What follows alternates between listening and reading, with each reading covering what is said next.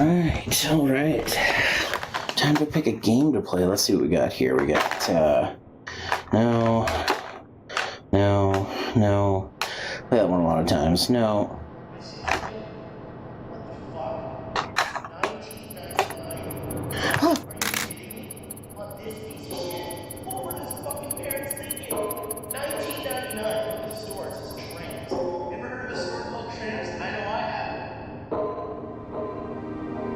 Is it really that time? I think it's time.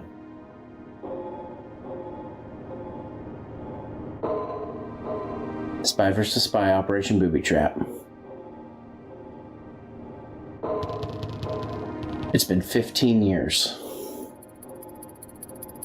Let's do it right this time.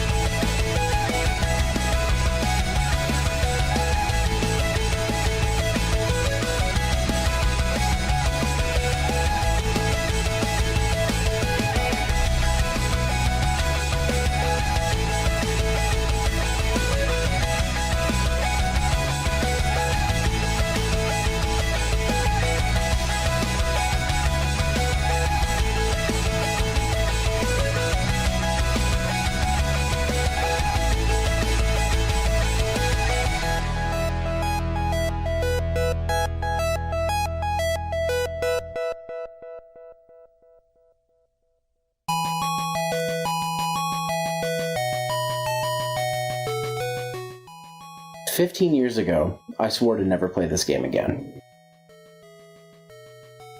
And if it wasn't for this anniversary, I probably never would. This is, by far, the worst game I've ever played. And keep in mind what you've seen. But the last time I reviewed this game, I barely covered anything. So it's only fair that I do it proper this time. So, where do I begin?" The first thing I noticed about this game is the music. It's bad. It starts off fine, but leave it long enough and you'll notice it starts sounding off-key. This isn't exclusive to the title screen song either. Nearly every track has this issue. At first, I thought maybe it was an issue with my cartridge, but then I looked up the soundtrack and, yep, it's part of the music. Not to mention that the music in general is high-pitched and ear-screechingly loud.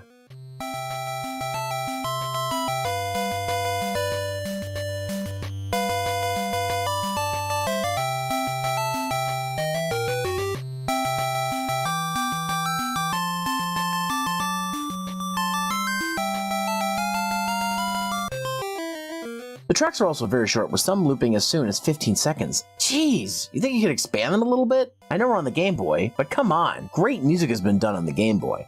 Each level has an objective to find a special item which you get by collecting a briefcase and 5 separate pieces. To find the briefcase and items, you need to check a bunch of chests. You can also get traps which can be placed around the map.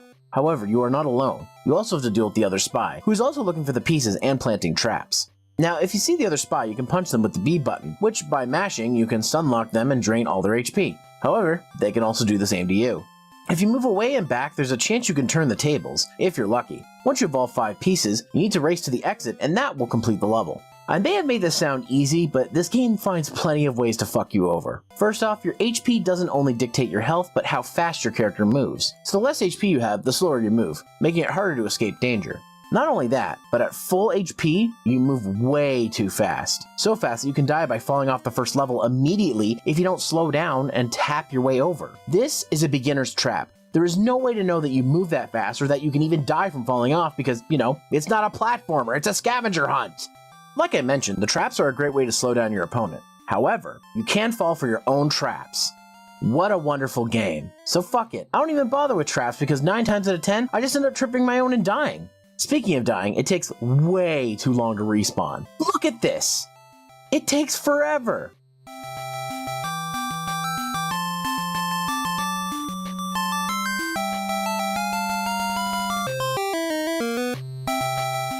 Ugh, finally! Fuck! When you die, you lose all your collected items and they go into a random chest. Collecting items is kind of a crapshoot because even though you have a map that shows you where the items are located, It's not very well plotted out. I sometimes checked the chest that I thought had the items according to the map, only to find out they weren't there, even though it looked like I was right in front of it. But nope, it was on another spot on the screen. If you or your opponent fails to collect any items and reach the exit, your boss makes you do the level over. I don't want to do this shit again! Whatever you do, don't let the enemy get all the items and get to the exit, because if they manage to win, it's game over. That's it. No lives, no continues, start over from the beginning. So wait a minute, I can fail as many times as I want and redo the level, but if the computer wins once, it's game fucking over? Fuck this game. Now this game does have passwords, but it's only after every 5 levels. Which leads me to my next point. This game only has 5 actual levels. After level 5, the levels loop and get more difficult. It goes up to level 20. I know what you're thinking. The level layouts technically are different, so they are different levels, right?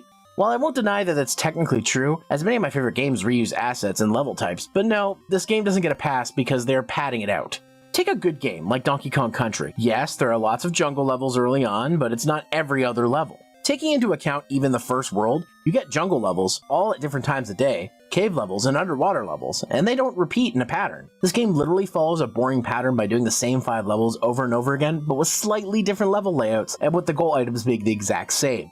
That's fucking lazy and repetitive, in a sad attempt to try to extend the playtime of a Game Boy game. So next time somebody says Donkey Kong Country or Mega Man is boring and repetitive, I'm going to point to this game and say, go fuck yourself. I played Operation Booby Trap. Even understanding how this game works and how to play it, at its best, this game is boring. There's nothing engaging about the gameplay, it's the same shit over and over again. If the terrible grating short-looped music wasn't bad enough, the sound effects are stock and high-pitched, and the graphics are basic for a Game Boy game, though I will admit the backgrounds and some level hazards are kinda cool. It's overall a really boring package. I'm not super familiar with the other Spy vs. Spy games, but nearly all the other games in the series look like they're way more fun than this. At the end of it all, what you're left with is a game that's best boring and repetitive, and at worst a frustrating, janky mess that has high-pitched sounds, grating looped music, with a broken map system, with tons of what should be easily avoidable traps, which ramps up to the game's difficulty only because the game is bullshit. I've complained about overly unnecessary hard parts in older games, but I think this might be the worst.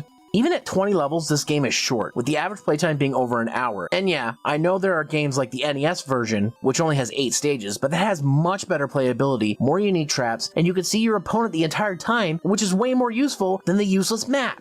Even the Game Boy Color game fixes with a better map and still showing the opponent on the screen. If you really want your Spy vs. Spy fix, there are plenty of games in the series that are much more worth your time. Don't waste your time with Operation Booby Trap. Please, play anything else. So, is Spy vs. Spy Operation Booby Trap as bad as it was 15 years ago? Of course it fucking is! That being said, they all can't be winners. Half the games I reviewed have been great. The other half have been not so great. And I'm not done. There's still plenty more to talk about. I think it's time I get back to work. I'll see you guys in the next video.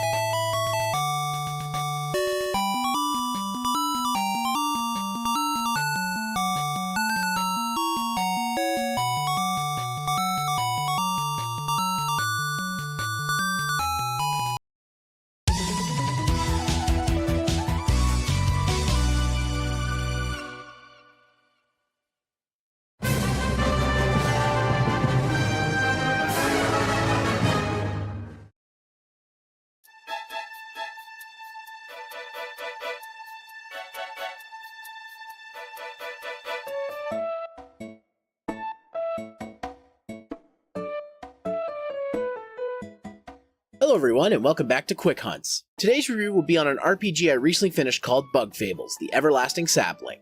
Available for PC, Nintendo Switch, PlayStation 4, and Xbox One. For this review, I played the version on Steam and was provided a review code from the game's publisher, Danjin Entertainment. Thank you so much for the code, now on to the review. The story of Bug Fables takes place in the land of Bulgaria. It follows 3 main heroes: an adventurous and somewhat greedy bee named V, a noble scarab beetle with a secret past named Kabu, and Leaf, a mysterious moth who can use ice magic and refers to themselves as a collective. The trio's goal is to find artifacts for the Ant Queen in order to unlock the mysteries of the Everlasting Sapling, a mysterious mythical item that holds the key to immortality. Bug Fables is an RPG that is inspired by the Paper Mario series, with it having similar gameplay mechanics and visual aesthetics.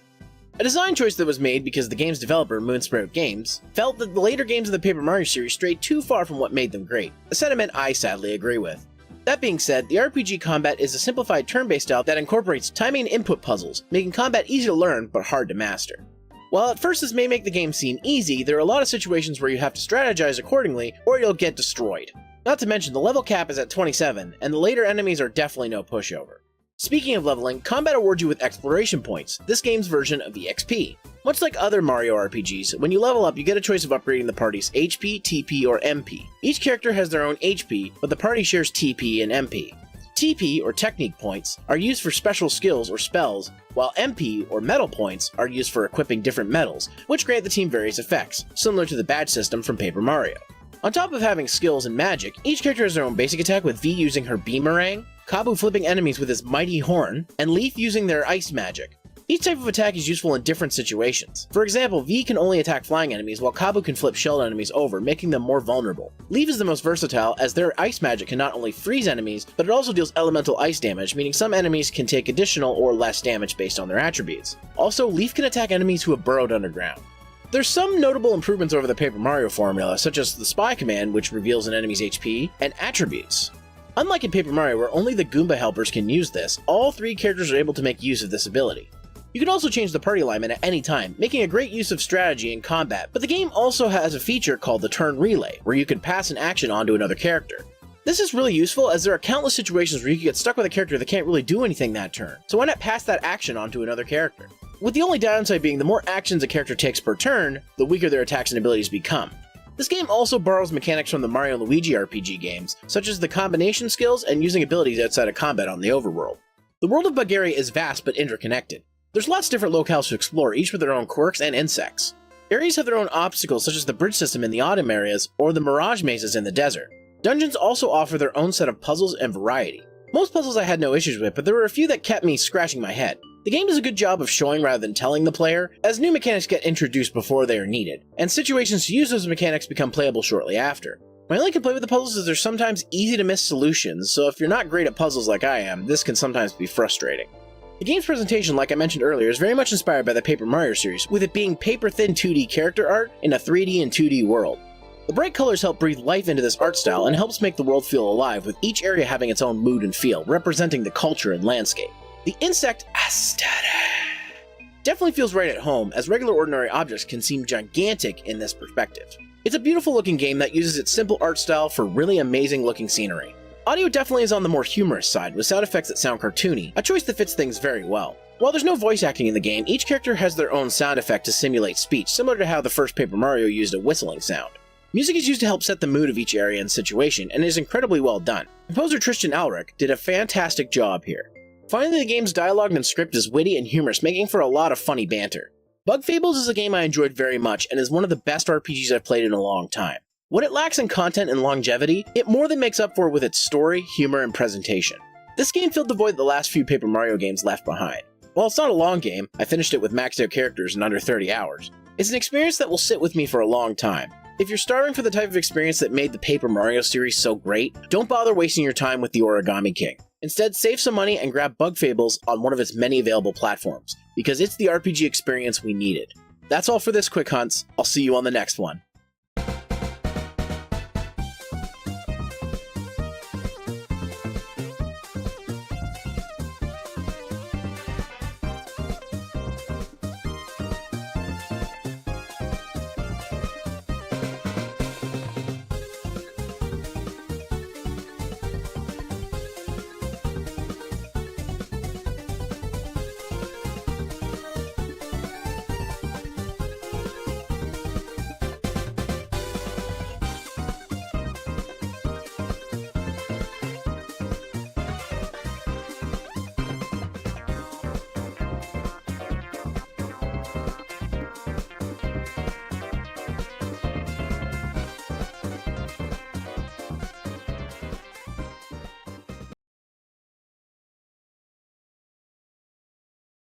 Hello, everyone. How's it going? Kane, things are good. How are you? How are things with you?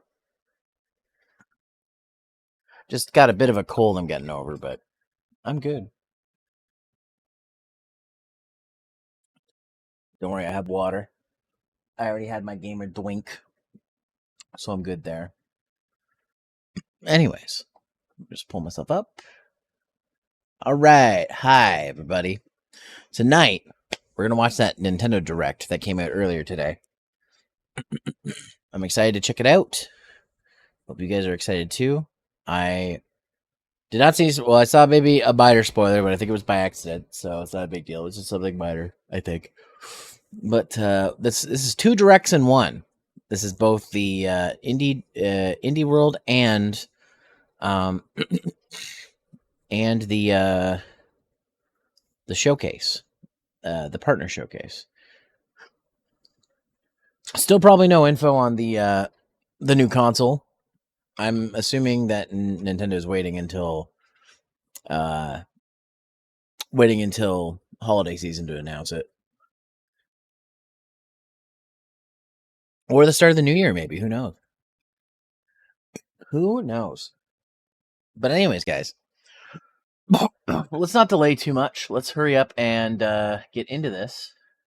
I know y'all are probably gonna be interested in what I have to say. So, by all means, let's just switch over to that screen. Screen. Okay. Same old dealing with humidity. This dreaming me really out of it, but yeah. Oh yeah, you're in the UK. Oh yeah, they don't have air conditioning over there, do they? My condolences. I would not be able to survive without air conditioning. But I mean, I understand why.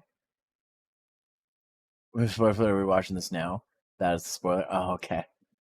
I understand why. I know it rains a lot over there too. So, I mean, some people might be like, "Well, what's the point of AC if it's just going to rain?" But I don't know. Anyways, let's go ahead and get started with this. Let's see how loud this is. There we go. Hello, everyone. We'll now present today's Indie World Showcase and Nintendo Direct Partner Showcase back to back. First up, here's the Indie World Showcase. Oh, I'm excited for this. I love when they do indie stuff. Indie games are my bread and butter these days.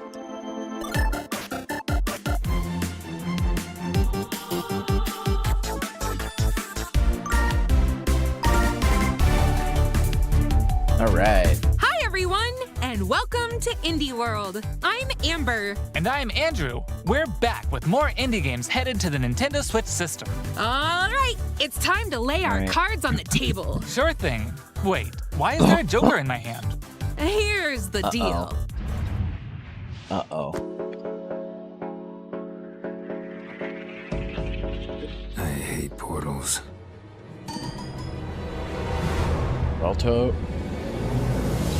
Baltoro and The Witcher. Interesting.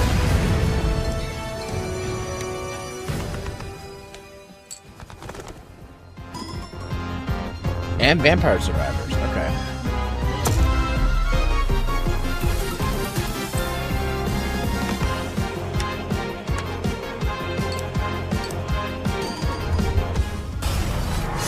I need to play Baltoro. Dave the Diver, eh?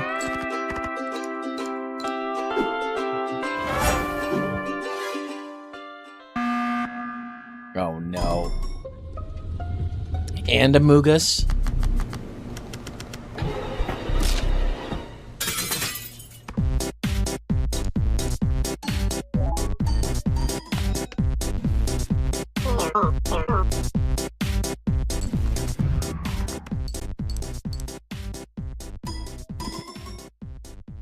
Okay.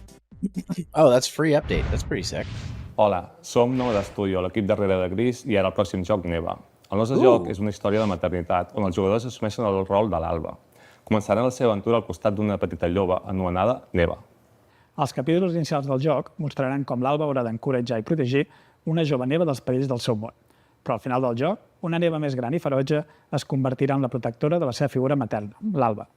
El equipo ha estado trabajando duro para mostrar una conmovedora perspectiva sobre cómo quienes nos protegen eventualmente necesitarán nuestro cariño y cuidados también. Estamos encantados de poder compartir las últimas novedades del juego y esperamos que os unáis a Alba y Neva en su aventura en Nintendo Switch. Okay. Here's the Grease, which I still need to play.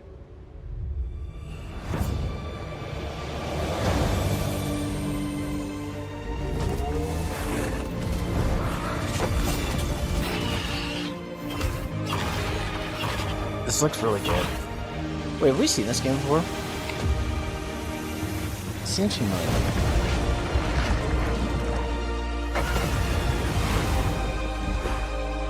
I love the art style. I dig it.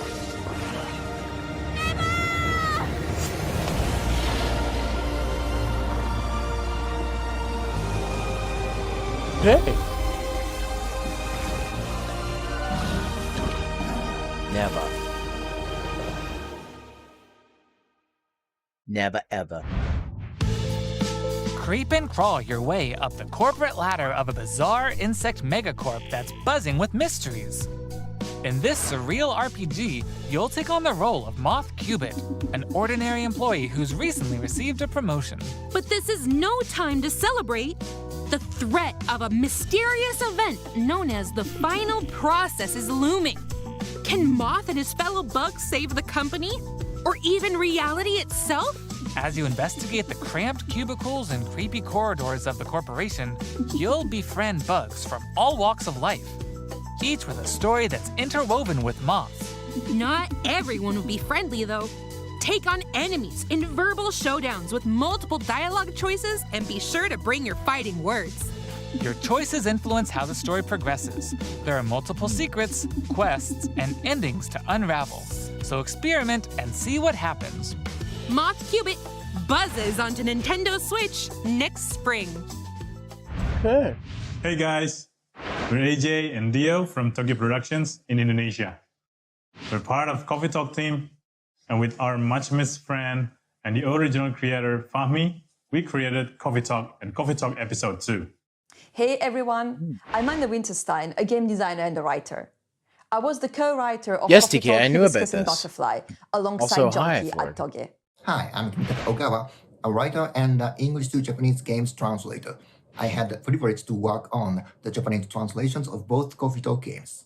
Today, we are thrilled to announce that we are partnering with Chorus to expand the Coffee Talk world. We've been hard at work over the last year to come up with a story that retains the cozy elements Coffee Talk fans are fond of, but at the same time brings something new to the table. And now, Coffee Talk. we're very proud to announce an exciting new game for Coffee Talk fans. Coffee Talk Tokyo!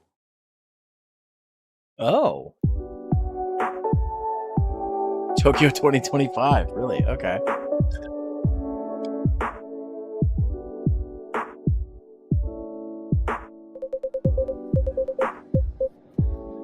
Yeah, I remember Oni being a big fan of Coffee Talk.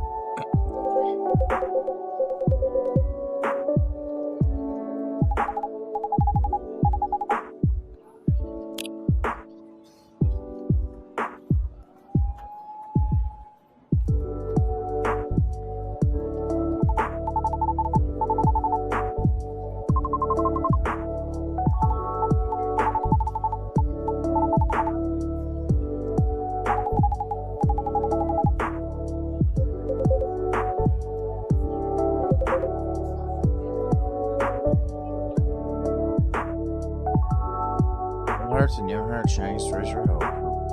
Skittled for a long. What is that? Coffee Talk. Yeah, girl. Now brewing. Alright.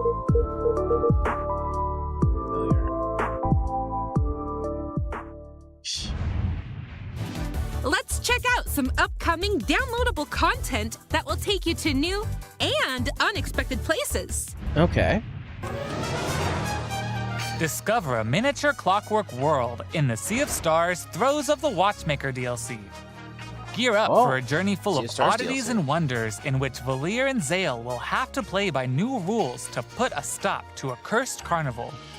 Zale will transform into a skillful juggler, while Valir will dazzle as an acrobat. Together with new playable character Artie, they'll explore new areas and battle through dangerous dungeons in their quest to save the world of Orlage. A malevolent spectacle awaits when Oh this God, a free train DLC battle. for Sea of Stars Can you launches suplex on the train, Nintendo though? Switch next spring. Why would this tick anybody off? Hey, get out of my swamp! Sorry, Amber. But just like onions, this swamp has Oh, layers no. of dirt that need to be blasted Oh away. my God. Fine, I'm ogre it anyway. A muddy good time awaits in the Shrek What? Special Pack What paid the DLC for Power Wash Simulator. Here, this is something to Feel tell like Oni an about. all-star as you wash away the grind No, covering shut up. 5 fairy tale maps Shut from the Shrek up. universe, including Shrek's very own swamp and the Dragon's Lair. Don a shiny suit of armor with a new night-themed character model. And get your power washing game on when the Shrek Special Pack DLC makes a splash on the Nintendo Switch system this fall. Hi, I'm Sam. And I'm Toby. Our team has been working on a new game called Morsels. You play as a mouse fighting against the forces of wicked cats, using magical cards to transform into a bunch of weird little monsters. It's a challenging roguelike I love the snail set in in a the top grungy, left corner whimsical there. world. When I first pitched Morsels 4 years ago, it was a simple top-down shooter, which is a genre I love. Since then, with the help of Sam and our programmer Iggy, we've been able to turn it into something much cooler and night efficient. I hope when people play Morsels, they enjoy the frenetic action, but are God, also I charmed recently by had to the do a game's game personality. pitch, and I haven't heard. Please enjoy back the from first them, ever but I'm trailer hoping for it'll- our strange it's little gonna go game. over well. Thank you.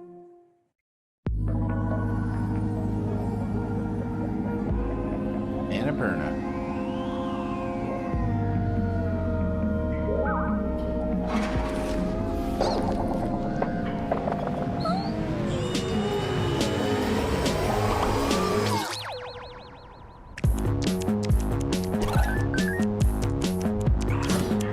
They said it started out as just a shoot 'em up. I think that would have been a cooler idea. Not gonna lie. Yeah, this is too complicated now. It would be more fun just to shoot 'em up.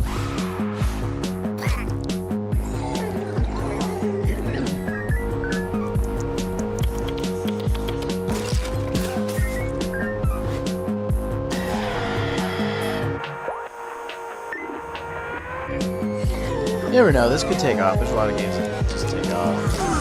Oh, now it's Frogger.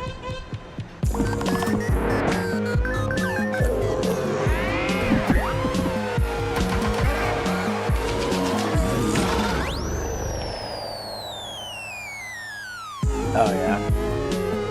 Horses. Definitely looks weird.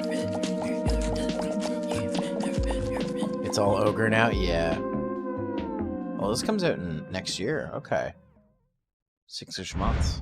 Hey there! They say home is where the heart is.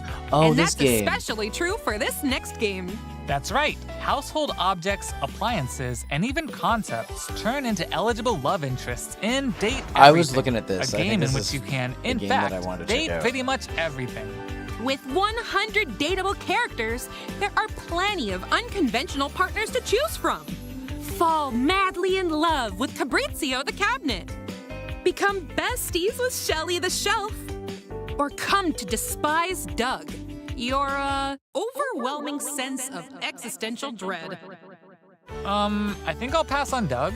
Can I fall in love with a lamp? No way! Nightman, Lux the Lamp thanks is for all the right. for the But did you know resub. that you could even date the game 53 itself? months straight, Why damn. don't I introduce you to Textbox-chan? Engage Oh, in no. flirtatious, branching dialogue with these fully voiced characters as you get to know them and form meaningful relationships.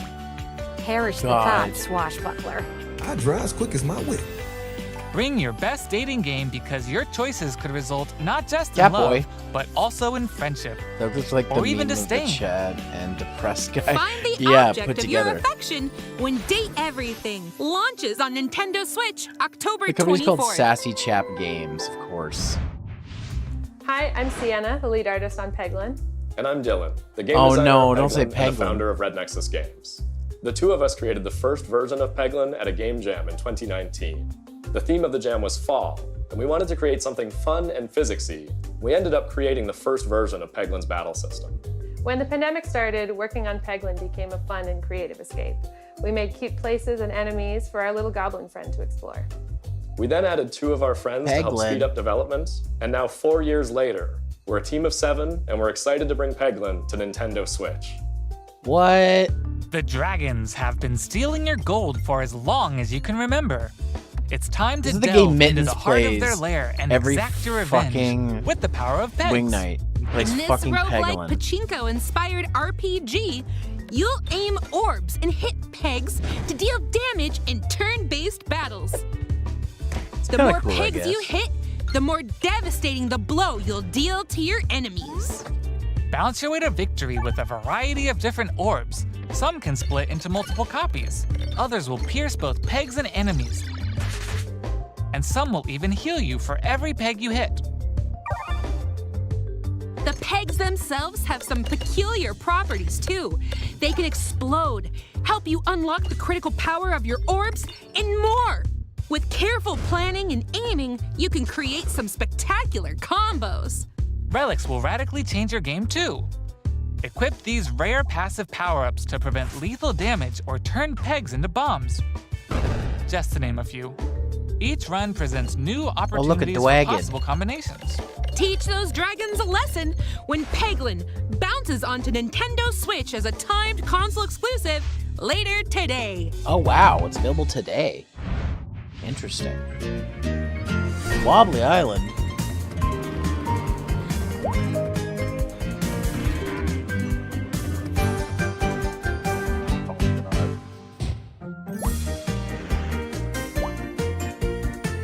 Good job, buy a house. The American dream. Buy a house in this economy?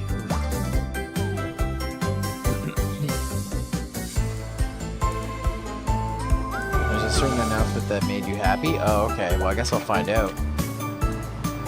Locally or online. It's this game, right, Nightman? It's this game, right? I should probably turn this down a little bit, actually. Just a little bit. There we go. It's Wobbly Life, right? Yep. Okay, follow my lead and watch out for the caterpillar. We're doing great Oh, so God. far. Hey, careful! There's a Andrew! Oops, let's try this again. Well- Scoot, scoot. Jump! Good thing we're tied together. Look, a key. Let's grab it. Hey, don't jump on my head. I'm going in. Oh! All right, let's slow it down. And jump! Got it. Yay! We make a great team. Now let's try it with 8 players. Oh boy! As you can see, cooperation is key in this puzzle platformer. Up to Oh, I've 8 seen people play players this. need to work together to navigate levels full of ledges, cliffs, I've seen and this other before. obstacles. Use strategic stacking, coordinated movement, and puzzle-solving skills to find all the keys and reach every level's exit. There are more than 60 levels, and each one can be completed no matter how many players you have on your side. Think it'll be a walk in the park? Think again. Even greater challenges await in dark mode, where your skills and your friendships will be put to the ultimate test. Get ready for multiplayer mischief when Pico Park 2 Jeez. jumps onto Nintendo Oh. Switch as a timed console exclusive. Later I just realized that there's an ad. Sorry. Sorry, guys. Let the ad play out and then we'll continue.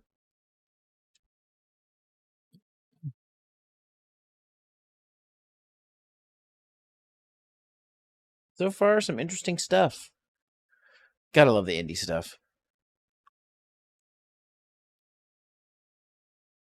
That's okay. That's why we're waiting, Kane.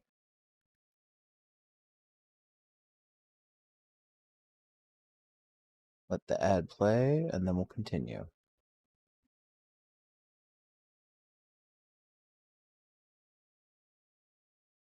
Nightman, just a quick question. Will the thing you were happy about be obvious to me? Like, I'll be like, oh yeah, Nightman totally be into that. Or is it something that...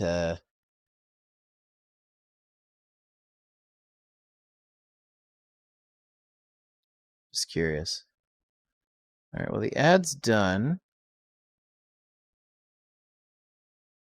Yep, the ad's done. Okay, cool. All right. Anyways, continue. I said continue. You'll know when you see it pretty much? Yeah, okay. I know you so well. Indies? Here are some more titles headed to the Nintendo Switch system in the near future. All right, let's take a look. All right. The new Shovel Knight update.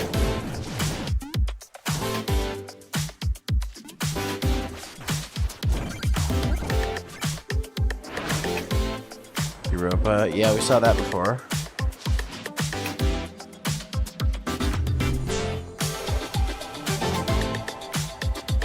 No hydrate, you got it. Xener.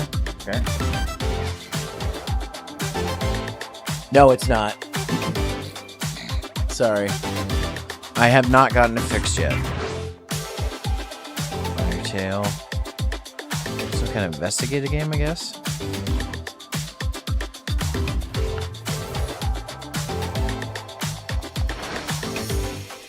Metal Slug Tactics. I still am interested in this game.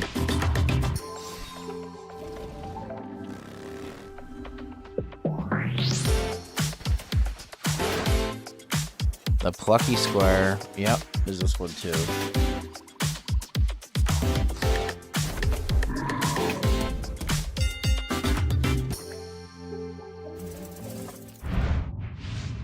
Okay, that's all for today's show. Hey, where'd you get that pizza? I found it in that tower over there. What tower? Oh, god damn it. Of course. I shouldn't be surprised this is coming to Switch. I still need to play this fucking game. I need to play it. Pizza these nuts. Got him.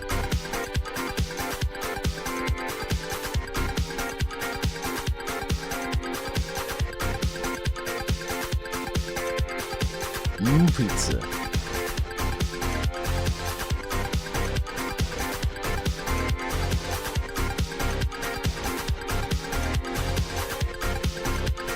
It looks so fucking good.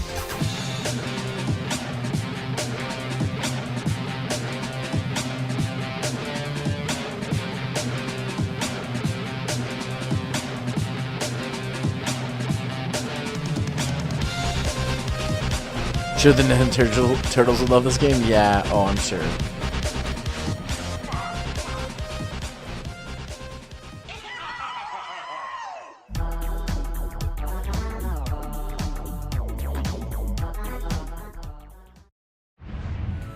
Alright, well that does it for the indies, I guess. That's all for today's Indie World. We hope you enjoyed today's showcase. As always, a big thank you to our indie community and partners making games for Nintendo Switch. Follow our official Indie World account to stay up to date on all things indie on the Nintendo Switch system. Okay. Stick around for more exciting news and updates in today's Nintendo Direct Partner Showcase, starting right now. Until next time, happy gaming! Okay, so before we get to the partner showcase, let's talk about some of the indie stuff. I think the standout title is Pizza Tower. I'm interested in Metal Slug Tactics still. Other than that, I was gonna say this one was kind of light. Then again, it was only 20 minutes, so and they gave us 40 minutes for two different directs. So, I think the standout for indies, yeah, was definitely Pizza Tower. Pizza time, yeah, basically, yeah. I know, you know, they do say they sometimes save the best for last. So, but real quick, if there's anything else that I think of, Coffee Talk Tokyo, that's cool. Moth Cubit looks cool. Neva looks cool.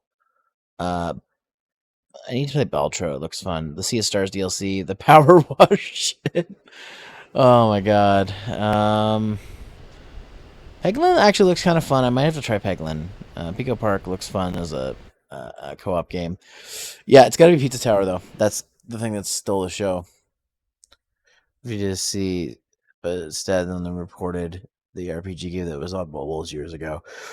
So you think you might give Lisa the Painful RPG a go? It's funny you say that, Kane, because on my YouTube channel years ago, Bill and I started playing Lisa the Painful, and he bought the special edition for PS4 not too long ago. So Bill and I will be going back to Lisa the Painful. We'll probably be starting it over at some point. So if you want to check that out on the gaming channel, oh, that was an accident. Sorry.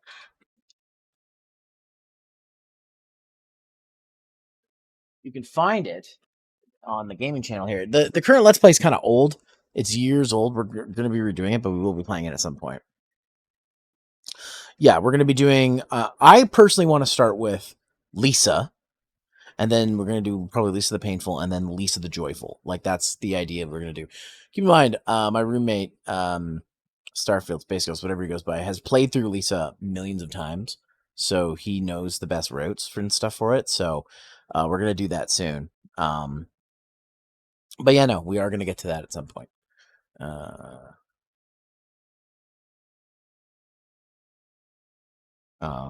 But yeah, no, that's the plan.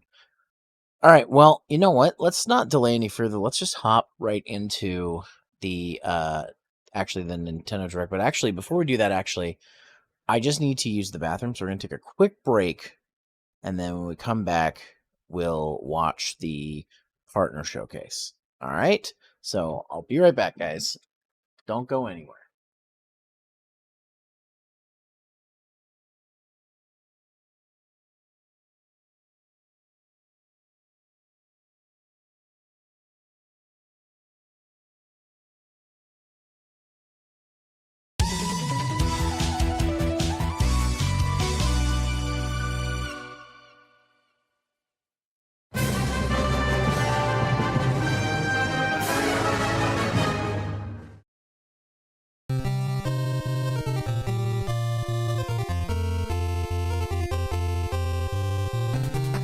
Hey guys, welcome back to Quick Hunts.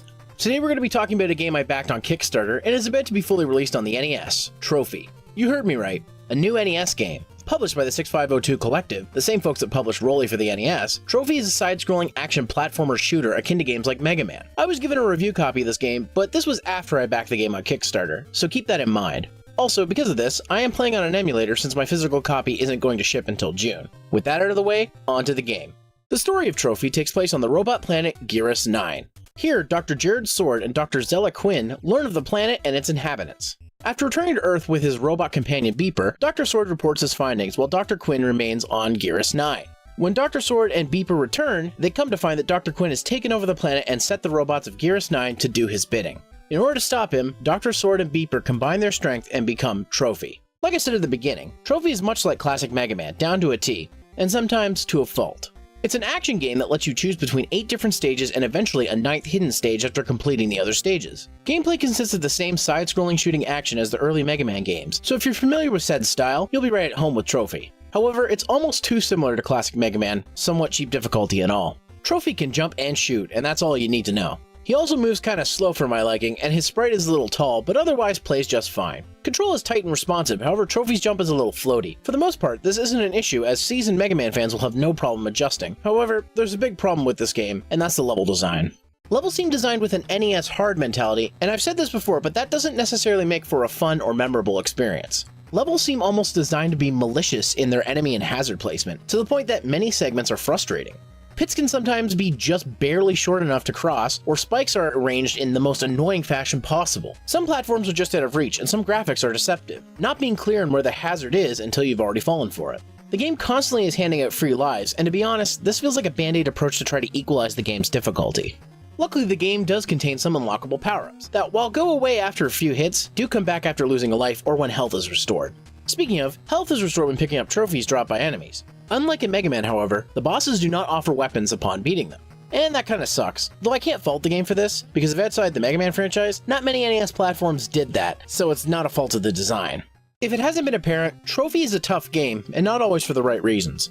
Apparently though, I'm in the minority on this, as most people are calling this game easy. Look, this isn't my first rodeo. I know the song and dance of this type of gameplay, yet I've never been a fan of what people call NES hard. I enjoy a lot of games that are of that status, but I've always been one to say good game design can triumph when working within limitations, rather than using a system like the NES's shortcomings as a means to make a game needlessly difficult. Besides, the same people that say Trophy is easy also called Mega Man 11 a gimmicky disappointment, which I wholeheartedly disagree, and I've made a nearly 20-minute video explaining why. On the presentation side of things, Trophy is incredibly fantastic with graphics and sound that really give the feel of NES-era games. Of course, being on the NES itself helps as well.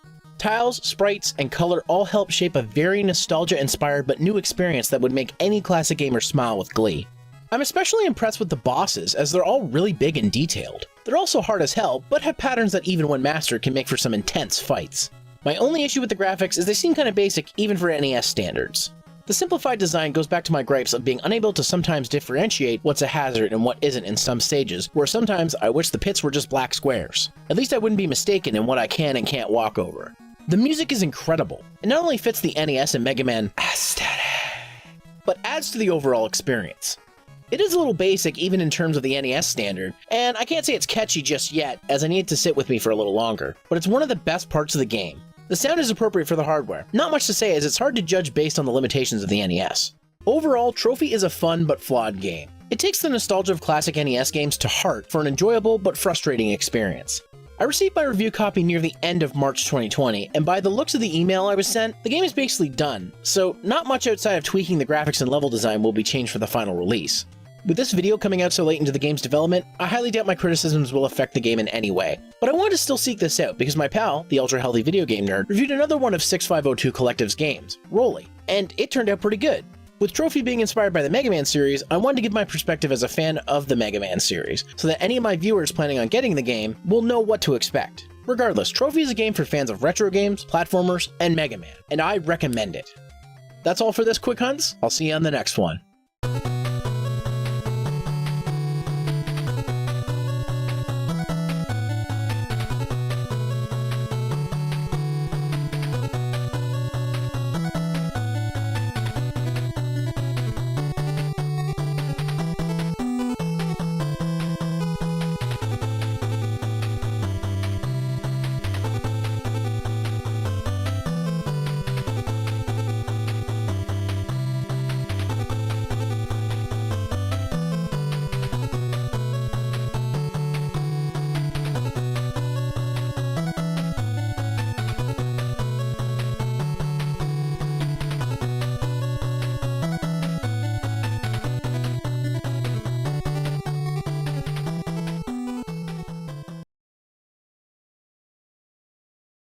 Hey guys, I'm back.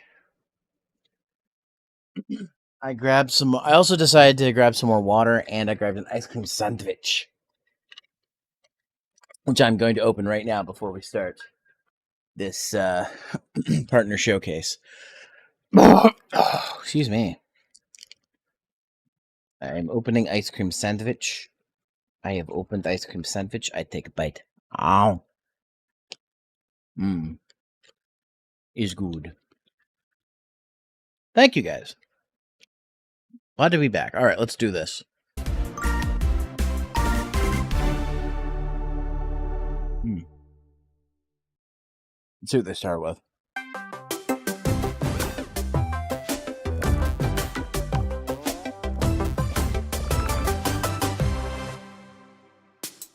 Hello, everyone. Welcome to today's Nintendo Direct Partner Showcase. In this presentation, we'll be focusing on Nintendo Switch games launching in the second half of 2024 from our publishing and development partners. All right. Okay, let's get into the headlines. These games are falling into place.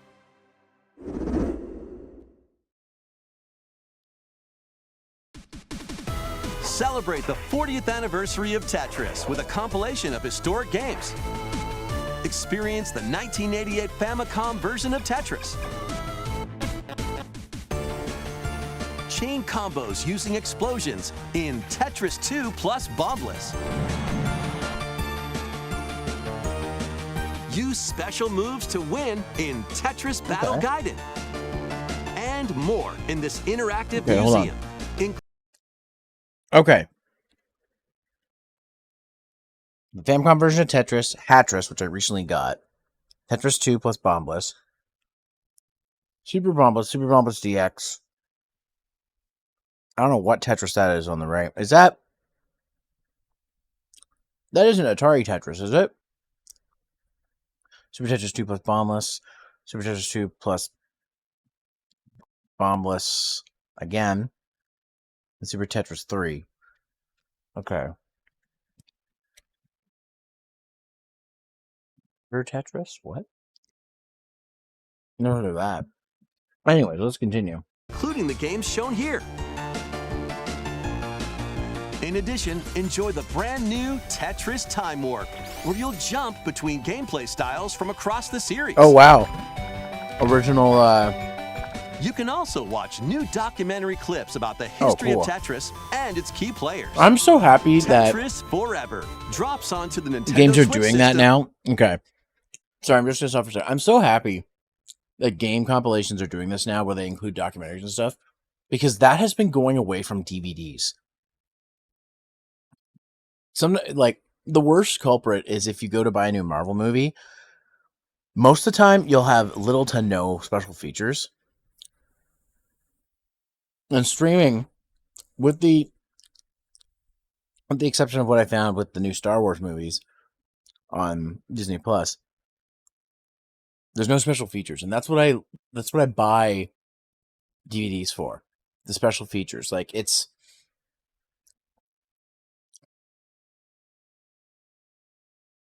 something that's going away that I wish wouldn't go away. Like, if it wasn't for special features on DVDs, I wouldn't be doing this right now. Like, you guys don't understand how important that is to me. Like, when I got one of the first DVD sets I got, the first DVD set I actually got was the Star Wars trilogy set on DVD, and it came with an extra DVD that had documentary, my favorite documentary of all time, which is called, oh god, the name is escaping me right now. Oh god, Not Within a Minute. That's the one for episode 3, which is also a good one. Puppets to Pixels is also another good one. That's for Star Wars episode 2. Actually, Star Wars episode 2's DVD had so many, they had 3 different separate documentaries on the making of the movie, and they're really good. They're really, really good. The one I'm thinking of is Empire of Dreams. That's what it's called. Floggy Steve cheered. X5. I miss the documentaries with DVD/home releases. Beyond Good and Evil 20th Anniversary has a pretty extensive gallery showing the development process of the original. See, I like that too. We need more of this. We need more of this because that's going away. Though, if you guys ever want to see how I learned how to make videos, the documentaries on the documentary on the Star Wars trilogy box set, Empire of Dreams, which is now on Disney Plus, you can watch on Disney Plus, is how I got started. Yes, R2-D2 Beyond the Dome, another great one actually. It isn't on the episode 2 DVD set, but because it was released in webisodes, but the entire thing has been has a compilation on YouTube. R2-D2 Beyond the Dome is really good too. It's a mockumentary actually, which is funny. But the Star Wars episodes 1, 2, and 3 DVDs also have documentaries on them that show behind the scenes stuff, and that's how I learned how to make content. Because I realized, oh, I can do this same thing in my editing software. Like, it just blew my mind that I could do that. Now, I missed a couple of comments. I'm going to scroll up for a second here, because, Kane, you left a pretty lengthy comment here. So if you think about it, a lot of DVDs and Blu-rays got rid of menus and anything there is just to play pick where often that is no more bonuses or extras, cool backgrounds. Yeah, exactly. That's another thing. Like, DVD animations are going away, too. I can't remember which season, and Blondie, you might know, but I think it's the season 3 box set of the Game Chasers that has, like, a game built into it. So it's almost worth getting their stuff on DVD. No, it definitely is worth getting their stuff on DVD because of the extra stuff that's in it. I rebought the Lord of the Rings director's cuts on Blu-ray so I could have the special features. Oh my god, okay. Don't get me started on the appendices of Lord of the Rings and The Hobbit. hours upon hours of behind the scenes stuff and how they made the films, and it's just so interesting to me. I know a lot of people don't care about that shit, but literally each Lord of the Rings movie has 2 discs of documentaries, about 5 hours each of documentaries. In fact, those ones are really important because it includes films from sorry, I'm just gonna drink some water real quick.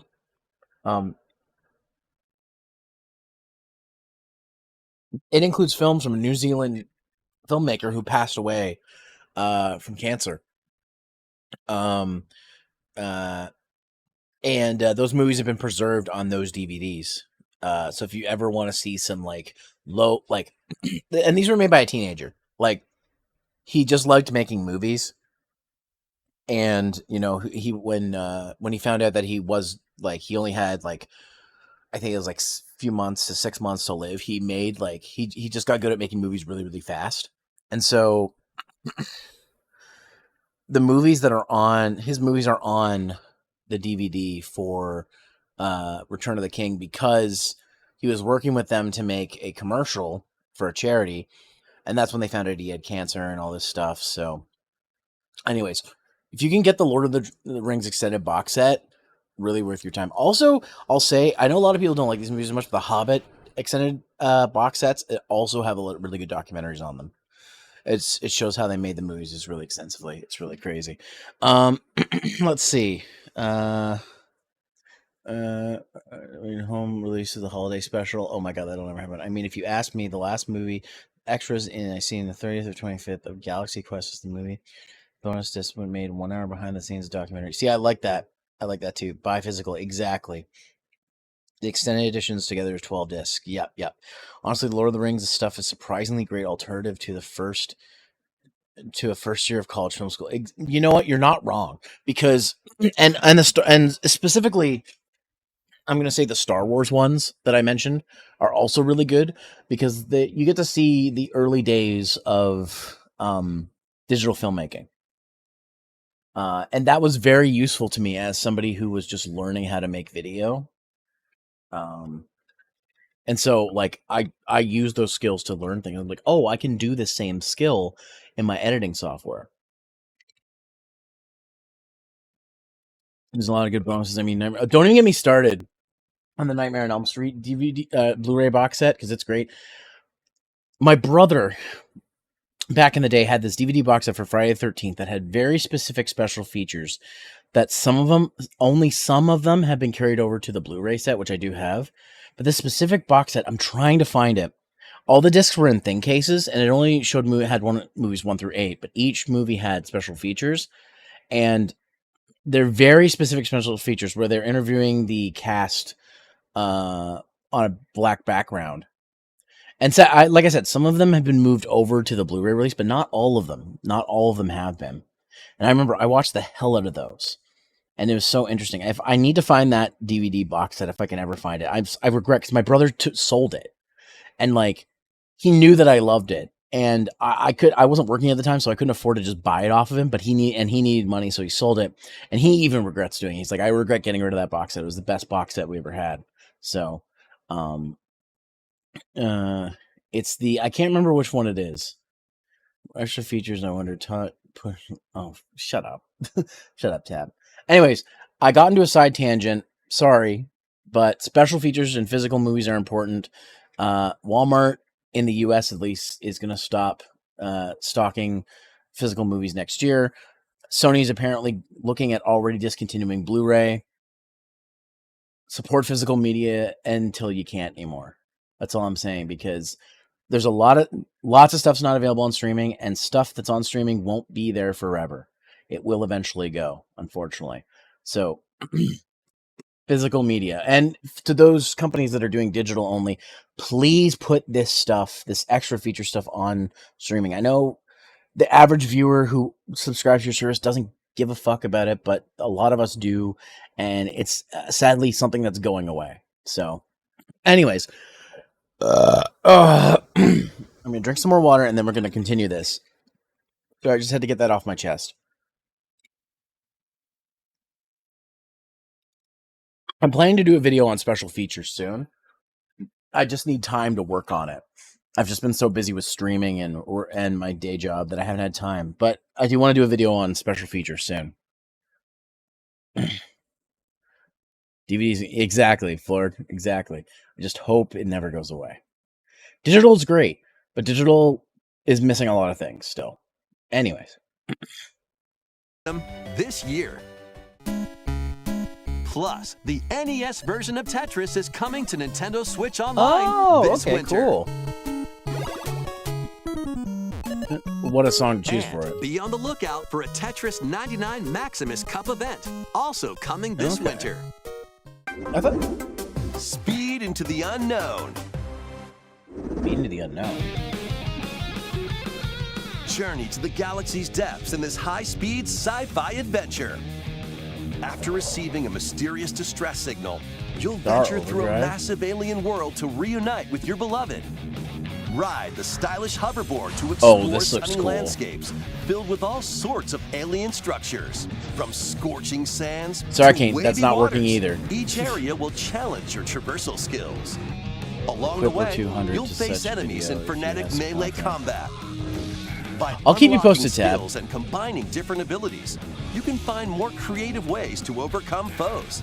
You can also customize the hoverboard to match your riding style, solve puzzles, and gather resources to boost its speed, steering, gravity, and more.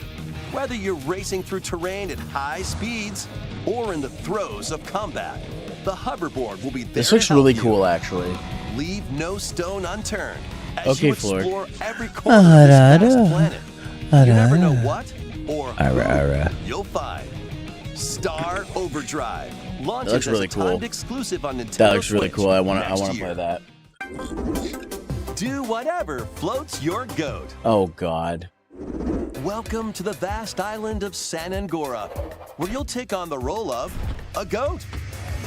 We're not kidding. And not Goat Simulator In this Remastered? sprawling sandbox The 3? adventure, you'll headbutt, lick, and explode your way across the island. Okay, Floyd. Wreak havoc Here's on an ooh-woo anything for you. and everything you find. Ooh-woo. Oh, whoa. Drive around town, Ooh-woo. join a yoga class, antagonize the locals.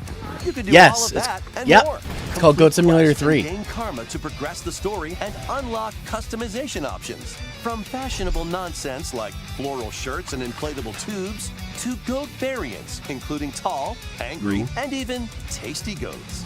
So buckle up Is it up? and grab your Woo! fashion style by the horns. And you're not the only belligerent Billy around here. Unleash all sorts of bad mischief in two-player online or couch co-op. Hope you're ready to hoof it, because the digital version of Goat Simulator 3 rams its way onto Nintendo eShop later today. The physical version of the game launches on Nintendo Switch this November. Oh, physical Goat Simulator 3. Here's a rapid-fire mix of first Nature Boy reveals confirmed. and game Yeah. updates coming to Nintendo Switch. That was bad. Okay, let's see what these rapid fire ones are. Legend of Heroes: Trails in the Sky. Is that the one, Nightman? Is that the one? Is that the one that you were very excited that's coming to Switch? I'm not surprised. Is this game already out on other systems, or is Switch like the first? I should say, is it out already on systems that are modern? So not like a PSP release or anything like that. No, it just got announced. Oh, okay. So this is a new game then. I thought Trails in the Sky was the first game in the series, or is this a remaster of it? What is this? What is this? It's a straight up remake? Okay. So if I get this version, that should be fine. Or maybe it's different from the original. Maybe they'll probably do a video on it or something, knowing you. Or you'll at least tell me about it. I still gotta open up my collector's edition of Trails 3 or whatever it's called. I'd say so far it should be fine. Okay, gotcha. Okay. Well, I paused the video anyways because we have an ad going. So I'll continue once the ad finishes. You don't expect them to do a Final Fantasy VII on? I mean, to me, just based on the footage I've seen of you playing the original game, to me this looks more like a Trials of Mana remake-ish kind of thing. Like the Trials of Mana remake. That's what it seems like to me, just based on my first impressions. Would that be probably a good comparison, you think? Yeah? Okay. That's what I thought. Anyways, ad's over, so let's continue. Oh god, Star Wars Hunters. I've heard a lot about this game. I heard it's Star Wars Overwatch. I've been interested to check it out, since I don't play Overwatch anymore. Stalker... Oh! Legend of the Zone Trilogy. Okay.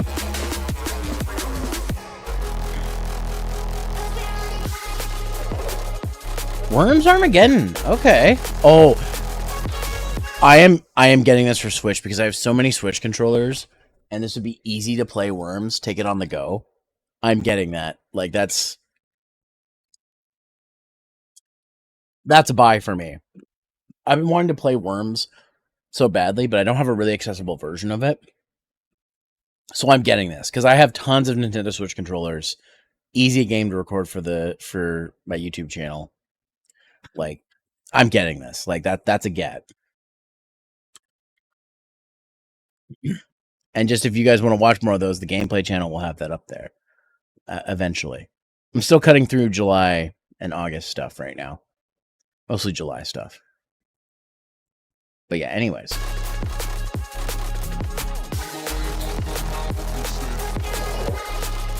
Dreamlight Valley. Nintendo or Disney Survival? Make Bikini Bottom. Oh god. What is this? Hi, Patrick. No, this is Patrick. The silly sea star from SpongeBob SquarePants stars in this physics-based sandbox adventure. Wait, they're making a Patrick's. They're making a Patrick game that's basically Goat Simulator. Whimsical skydives, digging treasure in the dump, or even blowing off steam in Mrs. Puff's rage room. Patrick Simulator, basically. With items you find, from exploding pies to paint tubes to make. Oh my god, this looks ridiculous. And he's not the only familiar face here. Take on comical challenges from SpongeBob, Sandy, Squidward, and more. Buckle up. Hey, who turned out the lights? Step into Patrick's shorts and the Patrick Star game. Wow. SpongeBob SquarePants, the Patrick Star game launches on Nintendo Switch October 4th. It's basically Goat Simulator begin later today with Patrick. On Nintendo eShop. Ready for your very own personal trainer? Oh, don't tell Sky. Okay, let's get started. She's been doing a lot of like the latest entry in the fitness boxing she's series been doing a lot of like boxing Switch. For newly added features make it easier to train for exercise recently. And also just don't tell her I told you this, but I can see the difference. She's looking pretty hot lately, I'm not gonna lie. Anyways, You've got a refractor shard. B Nightman 39 cheered. X4 Thanks, or I got dead again. Mitt drills, This game you'll practice with your Patrick instructor Star. at your own pace. Looking good. I didn't know Wooly And was in in this game. Fit Boxing, you can complete exercise programs while Or seeking I should for say a different Swoley. training experience. 30 brand new songs are included. There are also 6 instructors, including 2 new ones. Plus, you can change their hairstyles. Let them motivate you as you work toward your goals. I need to get the Kenshiro Fitness Boxing 3, game. Your personal trainer launches on the Nintendo Switch system December 5th. All right. This guy's probably gonna be excited. This is going to be a match to remember. Oh. 8 Capcom fighting games are brawling their way onto Nintendo Switch in one collection. Oh, they're doing a second collection? Here's the complete roster of games. Capcom vs. SNK Millennium Fight 2000 Hell yeah. Pro. Capcom vs. SNK 2 Mark of the Millennium 2001. Sweet. Project Justice. Yes. Yes. Fighting Evolution. Does SCR know? Street Fighter Alpha 3 Upper. Plasma Sword, Nightmare. Yes, I actually own this on PS1. Power Stone. Oh, sweet. Please have online play for that. Power Stone 2. For both of those. That would be fucking awesome. Why only Project Justice? Why not Rival Schools? Each game has its own training mode and is playable online. Okay, they are playable online. Oh, You can oh my also god, I'm gonna have visit so the much fun museum with to this. enjoy artwork. Oh my god, I'm so and excited for music from these. each game. Capcom Fighting Collection 2 launches on Nintendo Switch next year. Plus, jump into the fray when Marvel vs. Capcom Fighting Collection Arcade Classics hyper combos its way onto Nintendo Switch September 12th. Oh, it comes out soon. Pre-orders Shit. begin later today on Nintendo eShop. The physical version of the game launches on Nintendo Switch November 22nd. I'm getting that physically. Next, please take a look at this. Take a look at this. 私の声を聞いている遠い時代のあなたへ You got a refractor shard. The hell is this? 39 cheered. X4, Cyclops and Ryu have the best friendship. Change my mind. やがて記憶の雫は魂を育み Oh, is this Alteria Rivera? Or one of the Alteria ユミヤに games? とっては見えるのが正しいことでも正しいことって一つじゃないのよすべて滅びたと思っていたが正しいことって何絶対に許さない身の程知らず愚か者今日はそうただのご愛 Oh, Dio. これが私の He's now a wolf. どうか That was Dio's voice actor. Yeah, Alteria. Okay, Alteria. Yeah, okay. I figured that's what it was. We hope you're looking forward to the newest entry in the Atelier series. Atelier, featuring a brand new sorry. protagonist. All right, let's see some more headlines. Adventures and allies await in these Nintendo Switch games. Okay. HD remasters of the first two Suikoden games. No on Nintendo way! Switch in one bundle. Meet Oh. and befriend up to 108 allies in these turn-based RPGs. During your travels, Oh, you can that's strengthen your home awesome. base and expand your I spheres of started influence Suikoden while 1, fighting for your but I never cause. finished it. I got This about 15 collection hours has in. New support features like the ability That's to speed fucking up cool. combat and automate battles with a single button. Suikoden 1 and 2 HD Remaster, Gate Rune, and Dunan Unification Wars launches on Nintendo Switch March 6th, 2025. Okay. The HD 2D remake of Dragon Quest III draws Yes, near. I'm thinking of After getting this. gathering your companions and selecting their vocations, God, I think you I'm can buying a now lot of RPGs. customize their appearance, voice, and more.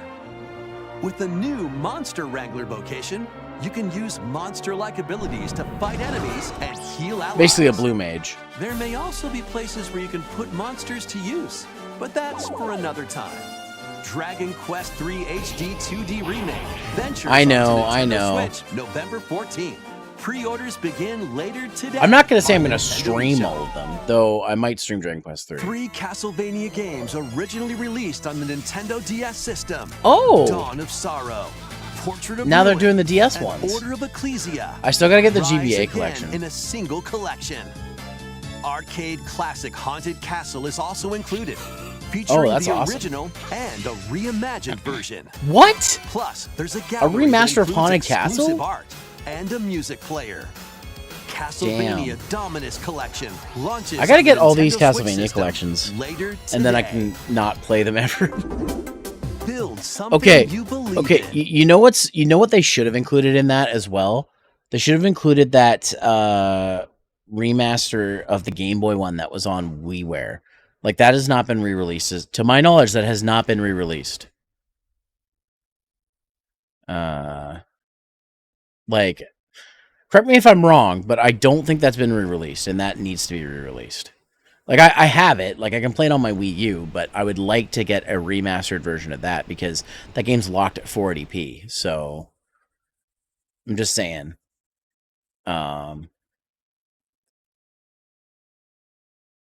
Tombi, is that the same thing as Tomba?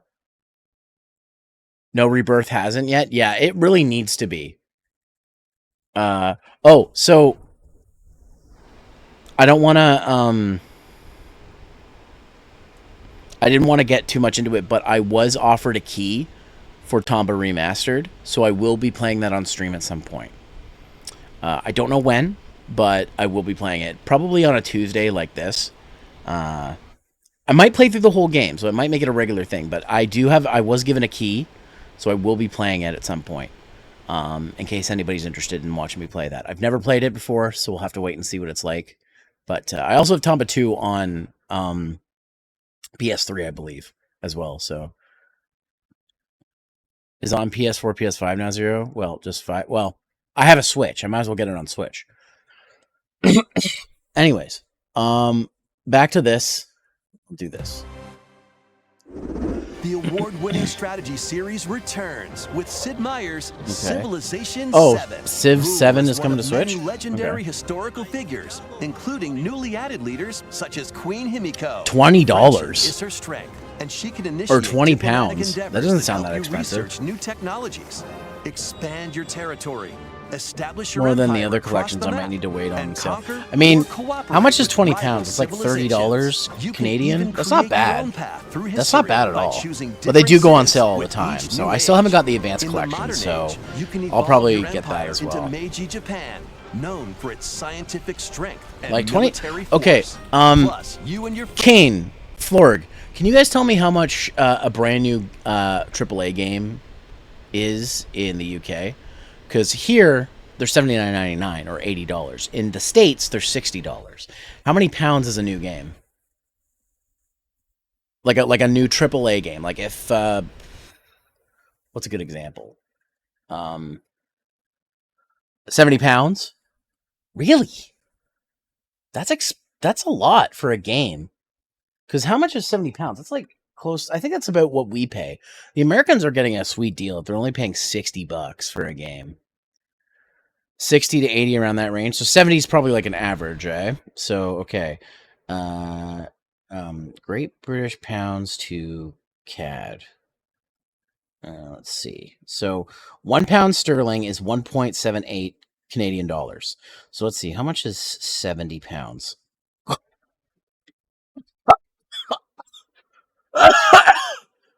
What?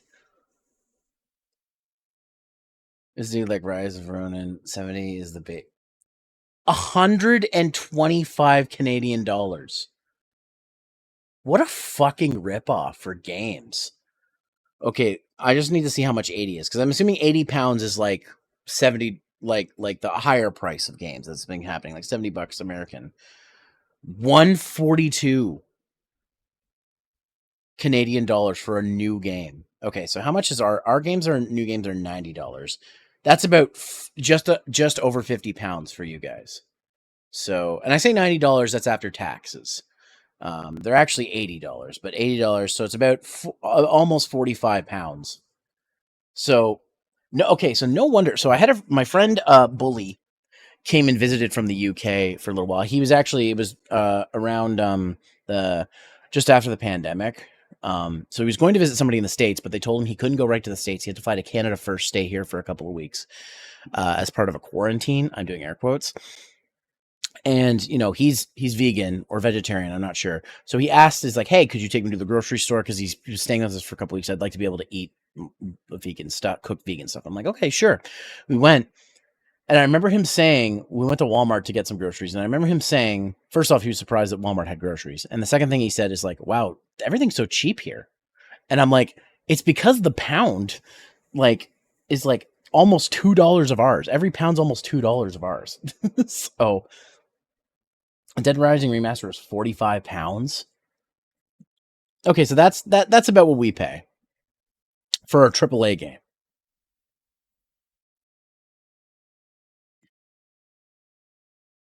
But damn, $125 for a new game.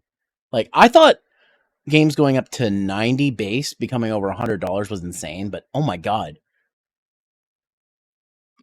You guys get fucked on that. I feel bad now.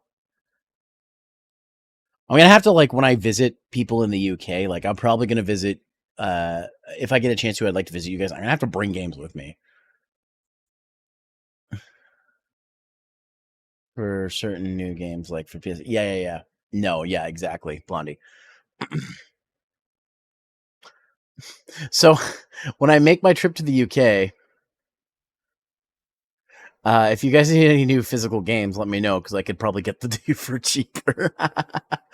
Anyways, but that's a ways away. Anyways, let's go back to Sid Meier's Civilization 7. Friends can see your kingdoms collide in online or local play. Can you create an empire that stands the God, I test can't of believe time? that. Turn the page on a revolutionary new That's chapter insane when to me, Sid that price. Meier's Civilization 7 launches on the Nintendo Switch system February 11th. But then again, you guys just sorry, I'm pausing this just for a second. Then again, Master System was more common over there, so finding Master System games is probably cheaper over there than it is here. So if you guys know any good pawn stores in the UK that I can get some Master System games, that'd be great. Easier, let me know as we need to meet up. Yeah, well, that was the idea. Like, I'd like Flork, you're somebody I do want to meet up with and hang out with when I go to the UK. Japan's number 1 on my list. UK second, because I have a lot of friends I want to visit in the UK, and also I just want to see the London and the North and whatever I can get away with seeing. When I go to the UK, like I want to visit the UK. I've always wanted to, but Japan's number 1. Japan's the first place I'm gonna go, and then UK is my second for my big overseas trips. And then third would probably be like an Asian tour of like the other Asian countries. But Japan's number 1, UK's number 2, and where I want to visit. Might also add another week trip to go see some more European countries like France and other things, because I have friends in France. I'm part French Canadian, so it'd be nice to see like the roots of my roots. You know what I mean? Come to the UK, we need to get you to try Fanta here. We have Fanta here. Oh, we have Fanta here. What are you talking about specifically? Orange Fanta? Or are you talking about the different flavors of Fanta? Because we've got quite a few flavors here. A friend who came from the US to go on holiday here said Fanta is better here than the US. Oh, okay. Okay, gotcha. So the probably the recipe's different. I'll have to we'll have to check that out. But yeah, no, I have plans eventually to go to the UK. Japan first though. That's the first thing I want to do. So eventually, probably I'd like to say I'd like to visit the UK before I'm 40, but it's probably not going to happen. It'll probably be in my 40s that I go, so we'll see. Try it. I also need to try the Tesco meal deal. Everybody talks about the Tesco meal deal. And I also want to go to Witherspoons because my friend works at a Witherspoons. So, Witherspoons. I don't know if I'm pronouncing it right. Anyways, I do want to go to the UK. You know of a Coca-Cola shop? Yeah. The Tesco meal deal, yes. Is it Tesco? Is that the food place? The grocery store? Witherspoons, yes. Okay, so I was saying it right. You need a Tesco card? Well, then I will get somebody who has a Tesco card to buy me the meal deal then. See, Flork's got me. He's got me covered. But everybody talks about the Tesco meal deal being like peak lunch. So I'm like, I mean peak affordable lunch. So I got to try it out at least once. Anyways, back to the video. Pre-orders are available now. We've still got lots of video to watch, so. Forge bonds transcending time. Bonds transcend time. Celebrate the 30th anniversary of. Oh, this is fucking Tails! I recognize that shot from your intro, Blondie. Tales of Grace's F. That's Grace's F? When the protagonist Asbel. Oh, wow. And Prince Richard. This is getting a port? Or a remaster? Children. I can't remember. Is Grace's F the Vita one? Three soon become lifelong Is that the Vita one? Blondie, I'm sure you know. Several years because I have the Vita one. I haven't opened it yet. It's still in the cellophane. And desire to protect their loved ones. The now grown-up trio get entangled in a conflict. Oh, Nando's as well? Yeah. Okay. Yeah. Gotta get some chicken Nando's. This remaster adds enhancements like destination icons. Okay, this is a remaster. Enemy Okay. encounters, as well as downloadable content from the original game. Oh, okay, cool. I might have to get this. Races was in Japan, but ported to the PS3, and we got that version. Oh, okay. I think I have this on PS3. On Nintendo Switch, But I might get this again if it means that we'll get more Tales games. 2 adorable adventures. Like you said in your videos. Come on, Namco, give us re-releases of Destiny and whatever Destiny 2's originally called. I can't think of it off the top of my head. Come on, Namco, do it. If it's Namco. It might not be Namco. I might be thinking this wrong. Whoever's in charge. Eternia. That was the one. Yes, Eternia. Let's get Destiny and Eternia on the Switch. And everything else. But do a Destiny, or better yet, do a Destiny and Destiny 2 release with the translated version of Destiny 2 in its own game. Its own release. That'd be great. But also Eternia. So... Well, Fantasia we got on the GBA, but yes, another release of Fantasia would be nice. Like a remaster of Fantasia would be nice too. Just do it, please. People want these games now. It's not like it was in the 90s, in the early 2000s, when people weren't sure about RPGs, or RPGs were just taking off. People want these games now, so just do it. Just do it. And maybe eventually Legendia. I know not a lot of people like Legendia, but eventually that one too, because why not? Anyways, I don't think Legendia has been re-released. I think it's only PS2, right, Blondie? I mean, Xillia has a release on PS3. I'm thinking like easily available. I guess PS3 isn't considered easily available anymore, but. We get a GBA version of Fantasia on the GBA Switch. See, that I would still be okay with that. At least that's it's accessible. But no, correct me if I'm wrong, Blondie, but Legendia hasn't been re-released. It's only on PS2, right? I'm pretty sure about that. Unless it got a digital release and I just don't remember. It was only PS2. Okay, yeah. I know it's not the best game in the series, but a Legendia re-release would also be nice. So, I'm just saying, Namco, please. I probably don't have to say this. Blondie's probably said it enough, but I'm just saying it anyways, because it'd be nice. Anyways, sorry again for stalling, guys. We've got about 7 minutes of this thing left, so let's watch through it. Cozy bundle. Oh God, not my Sims! No! No! No!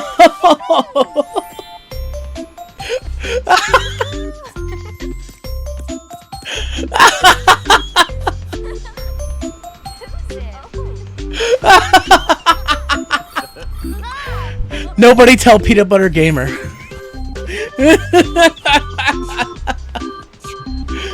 Oh my God. Oh. Why this? Oh God. I can't believe this. Of all the things to like port or remaster, My Sims. Were these games even popular on the Wii? Did people actually buy them? Oh. Oh my God. Too late. He got pinged a bunch on Twitter for this. Oh. Think you've got what it takes to manage Okay. this perilous pizzeria? Test your Help skills wanted to? and Okay. your nerves in this first-person horror game. As the newest employee of Freddy Fazbear's Pizzeria, you'll have plenty of job duties, such as helping performers prep for a show in the Pizzaplex salon, getting high scores by playing nostalgic arcade minigames, and hopping on attractions like a log ride. Sounds easy enough, right? But you'll be doing all of this while avoiding animatronic atrocities along the way. Become a Fazbear Entertainment superstar in 5 Nights at Freddy's Help Wanted 2, launching on Nintendo Switch this holiday. And if you're looking for more adventures in the Mega Pizzaplex, help Cassie find her friend and escape the ruins in this free story DLC for 5 Nights at Freddy's Security Breach, launching on Nintendo Switch this holiday. Oh. Let's You've got check a out some refractor Nintendo shard. Switch games launching in time for the holidays. Cheered. X4, I sleep. Have a good sleep night, man. I guess you're not joining us for Toka Tuesday. Okay, yeah, this is something I'm interested in.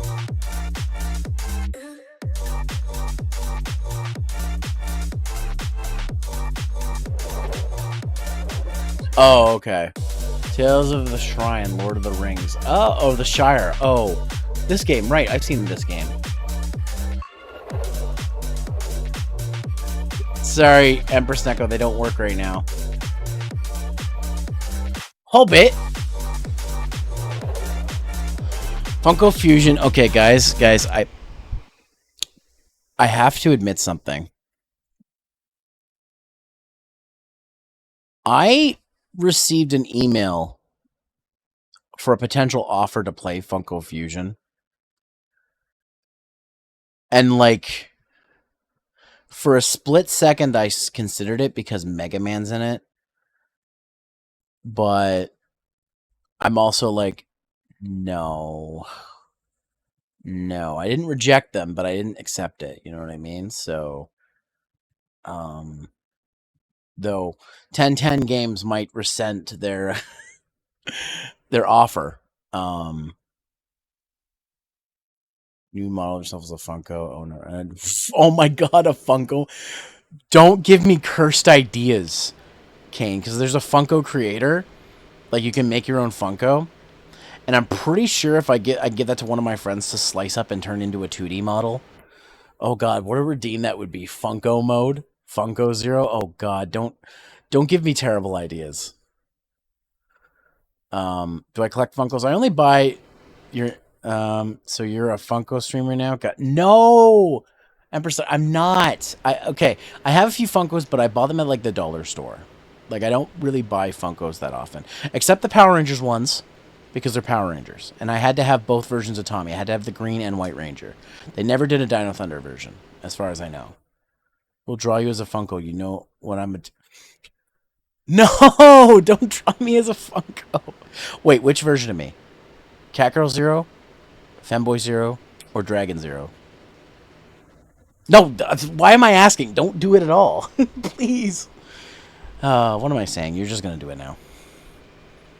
Okay, tell you what. If you do it, I will happily retweet it. And show it off. Is there a Zeo or Turbo Tommy? No, I don't think so. Small Brat Funko Energy. Yeah, I don't think so either, Nightman. As far as... Because if there was, I would have known about it. Because I would have been like, I need all the Tommies. But I don't think so. If there is, whatever. Yes, Kane. Exactly. Anyways, let's go through this because it's almost time. Why do I feel like I'm going to get bullied into playing that game now by you guys? Be like, get the Funko Fusion, stream it.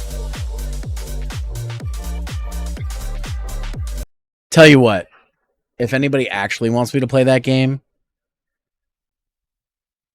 I'm not... I need to... If I can get to 50 subs for a month... Because right now, I think we're at 50 sub points, which means, yeah, I think I'm at 11 sub points right now. If I get to 50, I'll play the Funko game as a punishment. Subtember's next month, guys.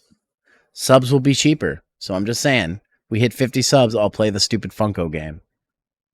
And we've got an ad break, so I'm going to wait for a second. You don't mind if you don't play? Listen, I know you guys have a history of making me suffer, but TJ, if his helmet is on. Yeah, whatever. Ad time. Yeah, so we're taking a quick break for the ad. Emirates fly better? Emirates? I don't know. I'm saying that wrong. I'm sorry. I apologize.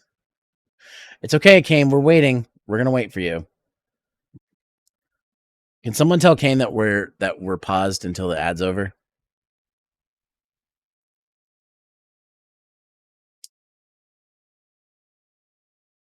Wow, cheap viewers. Wow, you don't say.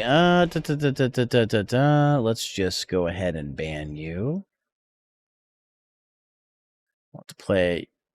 It would not. like to force you to play it. I don't know. Some people like to see me in pain, so it's what I'm good at. It's why y'all keep asking for the Minecraft stuff to happen again, and I'm pushing for it. I promise you, I'm pushing for it. So, anyways, ads are a bit to end here soon, and then we'll get back to it. But yeah, because I know that people have been asking me to go back to doing Minecraft with the Twitch integration turned on. I've been pushing for it. Hopefully, fingers crossed. So, anyways. Are your ads over now, Kane? I'm assuming it's over for you now, right? Need to earn more Minecraft stuff. Yeah. I've been thinking about getting the Mega Man X Minecraft thing just to play it, just to see what it's like. You know what I mean? Because it's not very expensive. It's only like $10 or something like that. Anyways, back to the sizzle reel. Lego Horizon. I still think it's hilarious this is coming to Switch. Because this is a Sony property. And this is coming to Switch.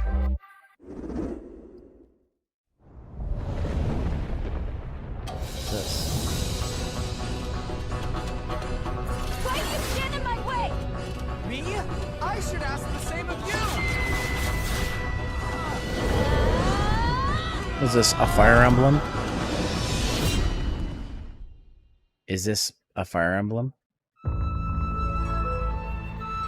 Welcome to the Oh, Eastern really, nation Kane? of Nice. Azuma. After a That calamitous version's strike, pretty good. The energy sources known as runes ceased to exist, and the land Rune fell Factory. into Oh, decline. okay.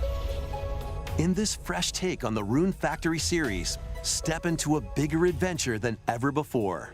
It's an emblem As fire. an Shut earth up, damn dancer, man. you'll channel the Okay. spiritual powers of nature through Oh, dance. you're a dancer, are ya? Use the sacred drum to help crops grow faster. Wait. And I forgot the sacred something. parasol to summon rain. These treasures and your earth dancer abilities can revitalize I'm adding the this to the land. farming thing. Restore this once fruitful region to cultivate I forgot fields, about those. construct houses, and more to revive nature and establish prospering villages. Give me an extra in the collection. Venture Oh, through it's the on. enchanting lands of That collection's Azuma. on the PS4 and But 5 beware, now. Monsters may lie in wait. Harness your Earth Dancer abilities to confront them and restore certain monsters to their human forms.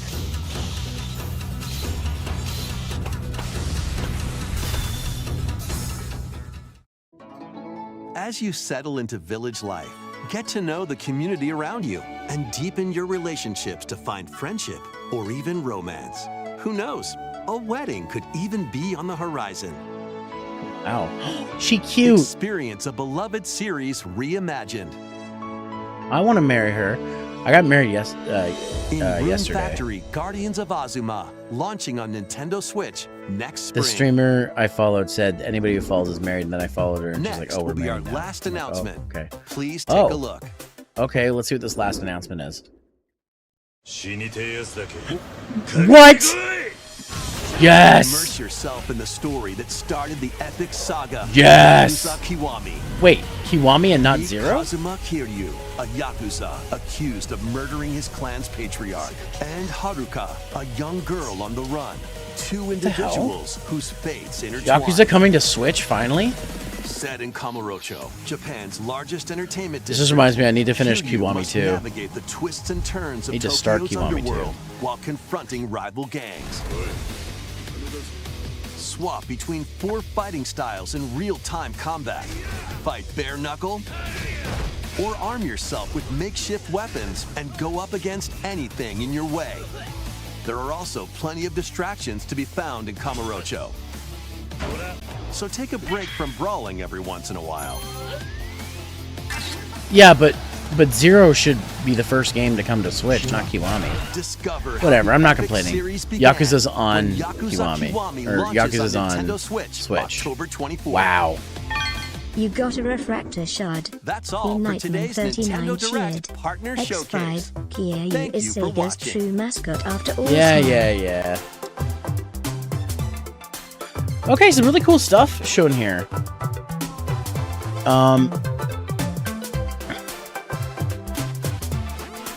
Really, really cool stuff. So, okay.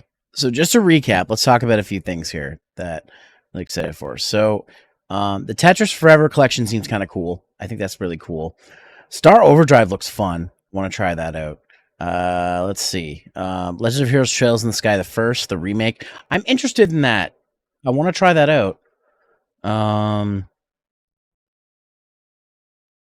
Worms Armageddon, like Anniversary Edition, getting that. I am getting that game. Like that's happening. That's gonna be Power Plays content right there. Fucking Capcom Fighting Collection 2. We've got 2 fighting collections coming out.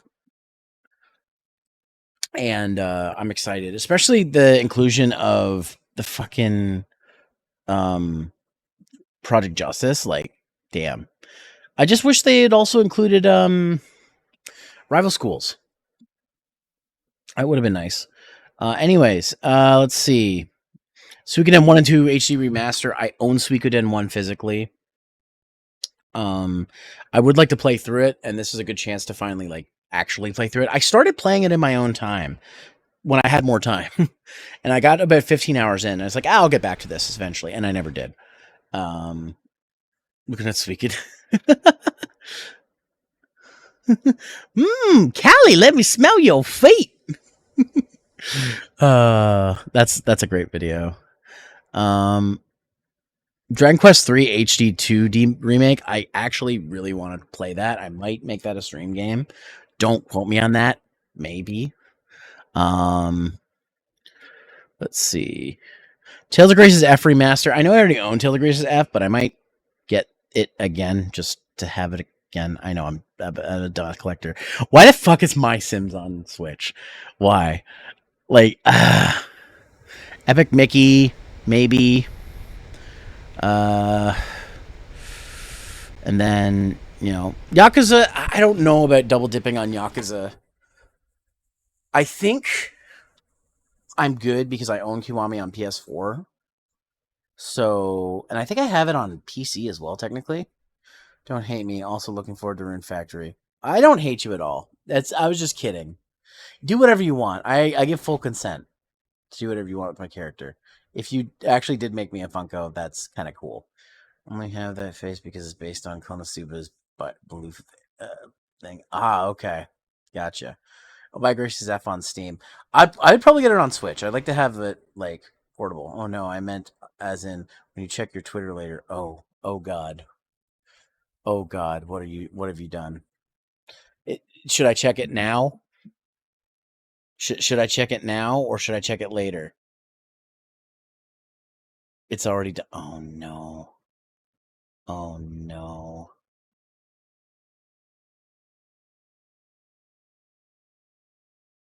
Oh, my God. You got a refractor shard. Floggy Steve cheered. X5, we need a Yakuza game where we get Majima Goro on a beach in a mankini. Oh, Empress Neko, you're crazy. I'll share it on Twitter later. For now, I need to find someone to raid because I've got to get ready for Toku Tuesday. So thanks for joining me, guys, for watching these, the directs. We actually spent the whole time doing it because I had to stop and make some ramps, I guess. Let me find somebody to raid, and then we'll get ready for Toku Tuesday. So just a reminder, if you are not in my Discord server, we are watching Kamen Rider ZO episodes 17 and 18 tonight. And it's very, very special episodes because a new rider is being introduced. So if you want to get in on that, join the Discord server. But for now, let me see who's live.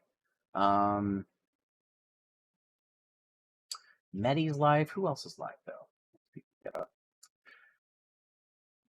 Who's live? Let's see.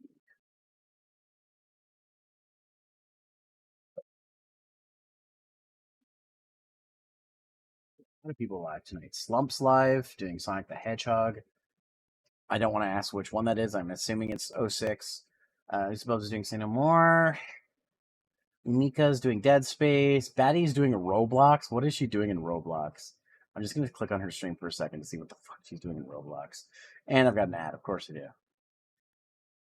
Her new model's crazy. Let's see. Helm's doing Final Fantasy VII. We just rated Helm though recently, so. Momoka's doing card games. Let's see. Red Maiden is doing Dungeons and Dragons.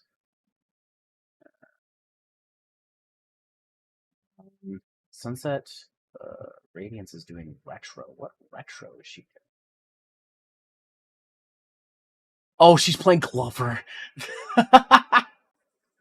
Oh god. Magic Rose is doing Black Myth Wukong. Dad is doing Poker Rogue.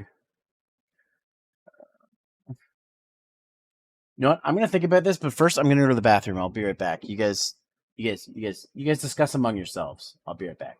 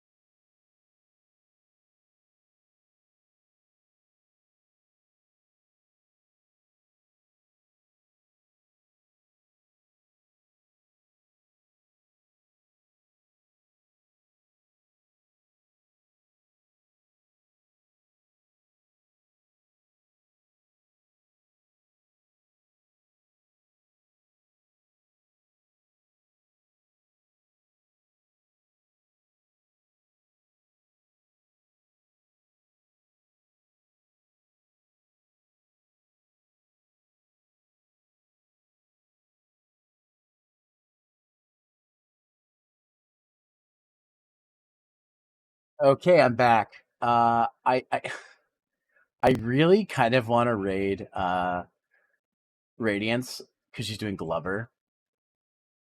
I kind of want to raid Radiance. Yeah, let's do Radiance because she's playing Glover. Let's give her the old Zero Streams crew. All right, y'all. You know the drill.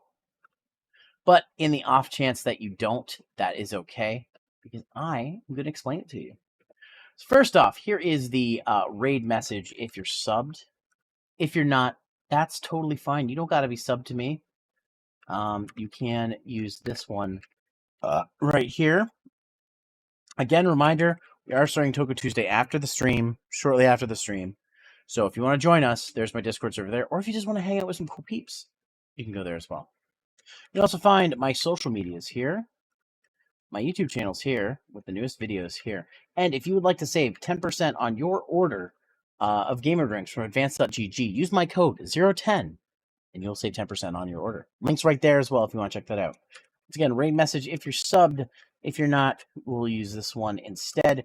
Guys, I will see you regardless tomorrow night, probably maybe for Monster Hunter. I don't know. I don't know what's happening. This week's a little weird because I did Paper Mario last night and whatnot. But we'll see what happens. As always, take care, comb your hair, in a rush, use a brush. Don't do drugs. Stay in school. Eat your teeth. I'll see you guys next time on Cheat. Go say hi to Radiance for me, and I hope you have a good time watching her play Glover.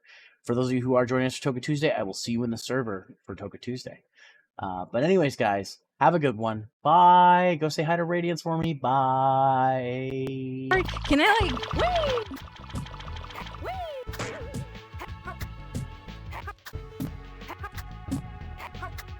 Oh, I guess I can't kill you.